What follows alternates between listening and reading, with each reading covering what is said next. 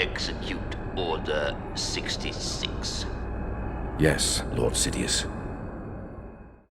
Welcome back, everyone. It's Charlie, Execute Order 66. This is going to be my Clone Wars Season 7, Episode 11 video. There were a ton of Easter eggs. They even played some footage directly from Revenge of the Sith, so we'll break it all down. If you're new to the channel, be sure to subscribe to get all the videos. Careful for spoilers. If you have not seen the episode yet, we'll do top 10 WTF and Easter eggs as we go along. So starting with number 10, the title of the episode and the music at the beginning. The title of the episode, Shattered, is a reference to the shattering of the Jedi Order by the Emperor when he executes Order 66, activating all the control chips in the clones' brains, forcing them to hunt down and kill the Jedi. Because they're hunting down Ahsoka and Darth Maul during the episode, that just confirms that it's not just the currently active Jedi that they're going after, it's pretty much any known Force user. But the Emperor didn't kill all Force users. I'll explain that in a second. Some younglings he captured and turned into his Inquisitor division, but that was a little bit different. They covered some of that during the Jedi Fallen Order video game too. The music is haunting because everyone watching the episode knows what's getting ready to happen. We know about Order 66, so the music is just there to instill this sense of dread and impending doom. Even through the first couple minutes of the episode, every time you see Darth Maul, he just senses that something is in the air. He just senses the dark side of the Force is getting so overwhelming that he knows something terrible is about to happen, and he's just waiting for it to all go down.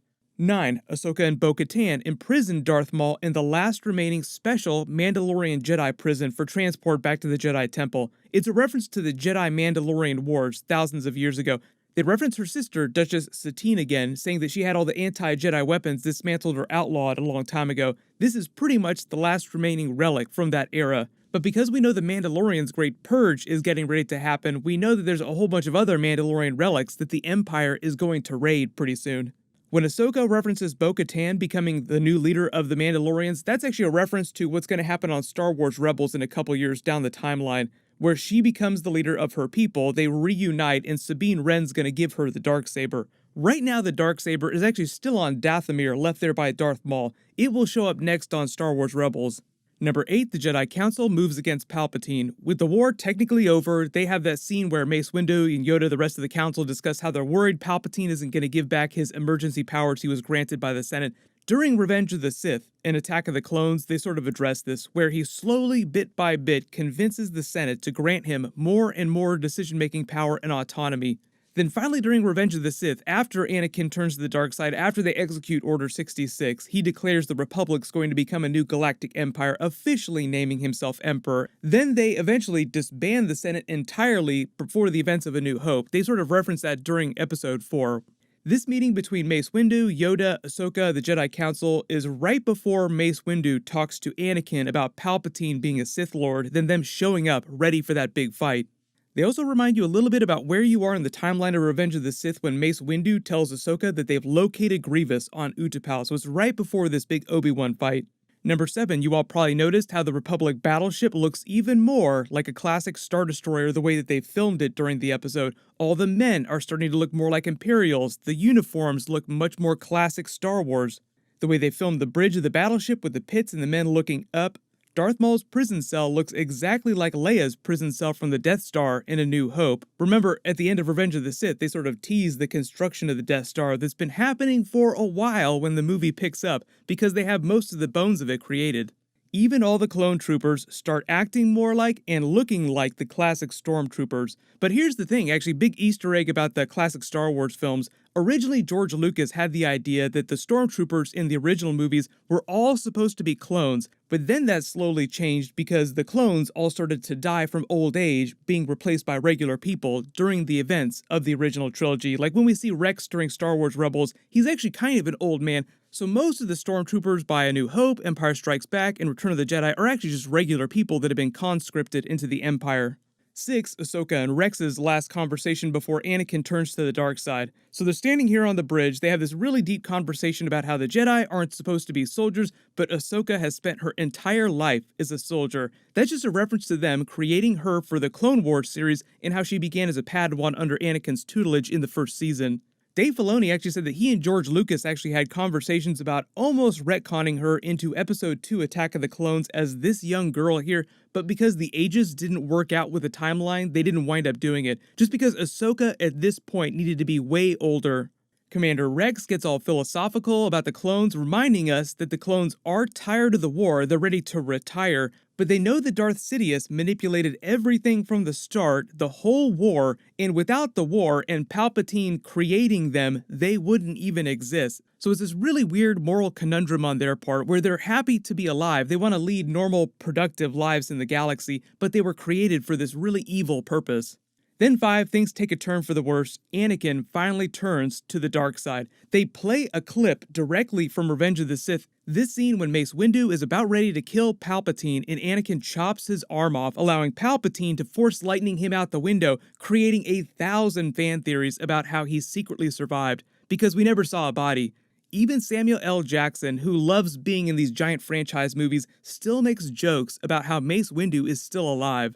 So when Ahsoka is hearing Anakin's and the Emperor's voice, Mace Windu's voice, everyone crying out through the Force, it's Hayden Christensen's voice, not Matt Lanter's voice, who does the voice of Anakin on the Clone Wars series.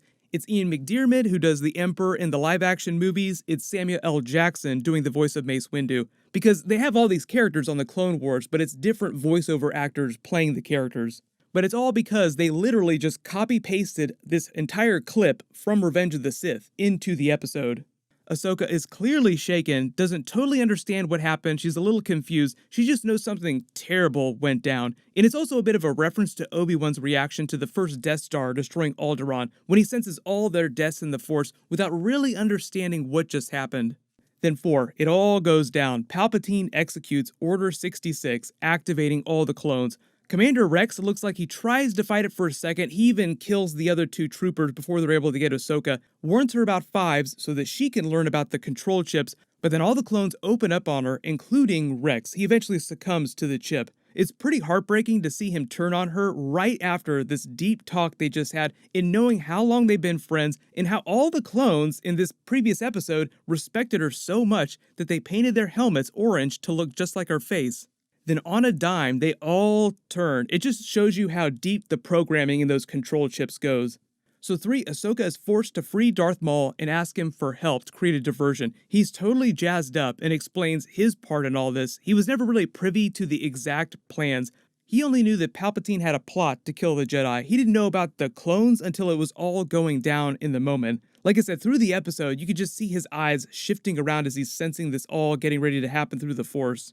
So when Ahsoka tells him to go create some chaos, it's what you're good at, and he asks her to give him a fighting chance, he's asking her to give him one of her lightsabers, and of course she's like, oh hell no, I'm not giving you one of these lightsabers. He doesn't really need it because number 2, he just tears through all those clone troopers, just like Darth Vader tearing through the rebels at the end of Rogue One. The scene of him running that gauntlet, ripping them apart savagely, is meant to be a direct reference to this Darth Vader scene.